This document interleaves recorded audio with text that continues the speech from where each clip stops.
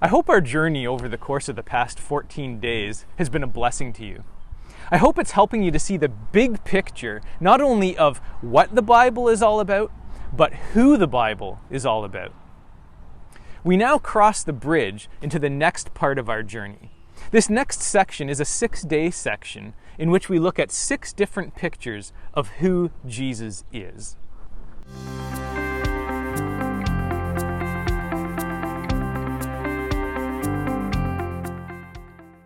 We're not talking about full-color photos or high-resolution images of the man named Jesus. We're talking just simple sketches or silhouettes. The Bible calls them shadows. The Apostle Paul says in Colossians 2, verse 16, "These are a shadow of the things that were to come." But the substance, the reality, the real thing that they pictured is Christ himself. Now, you might see a shadow and say, that doesn't look like much of a picture to me. And you got a point, because there's no color to the shadow. It's kind of a bland shade of black or gray. And yet, there is a sense in which a shadow is a picture. It shows you the general shape or outline of something. And it also shows you that the real object, that real thing, exists behind the shadow, causing the shadow to be cast in the first place. God gave his people many shadows or pictures of Jesus, and they needed those shadows or pictures because the coming of Jesus was still a long ways off. It would still be 1,400 years before Jesus came to earth by being born of the Virgin Mary.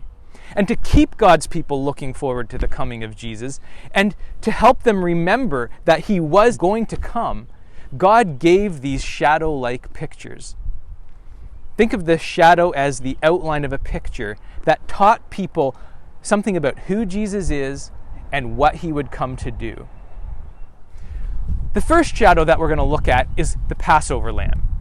The second and third ones come from 2 of life's basic necessities, water and bread. The fourth picture is this elaborate tent called the Tabernacle. The fifth picture, you'll be surprised by this one, a snake. Yes, a snake as a picture of Jesus. And the sixth and final picture, the Promised Land of Canaan.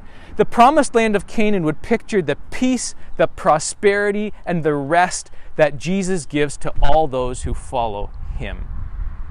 Now, once the light is fully out, once the sun is in the middle of the sky, in the middle of the day, the shadows disappear.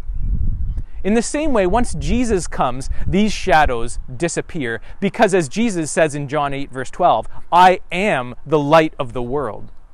But yet there's much to learn about Jesus from these shadows, so let's go and see what they teach us about who he is and what he has done.